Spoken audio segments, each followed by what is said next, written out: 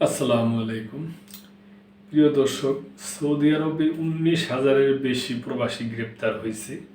তবে কোন দেশের প্রবাসী গ্রেপ্তার হয়েছে সেই দেশগুলোর কথা উল্লেখ নাই। বিভিন্ন আবাসন, শ্রম এবং ওই সীমান্ত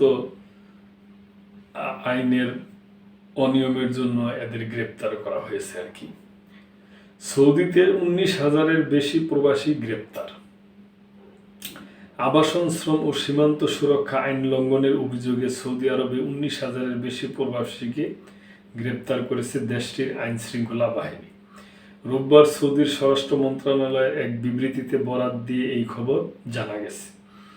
এতে বলা হয়েছে, গত 4 থেকে 10 ডিসেম্বর পর্যন্ত সৌদি আরবের বিভিন্ন প্রান্তে অভিযান চালিয়ে 19,576 প্রবাসীকে গ্রেপ্তার করা হয়েছে।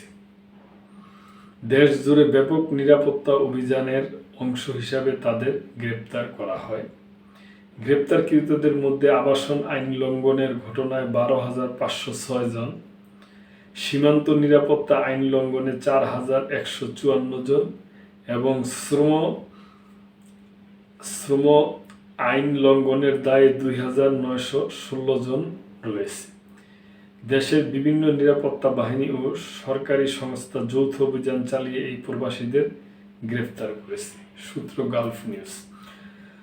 তো প্রিয় দর্শক, এখানে বলা হয় নাই কোন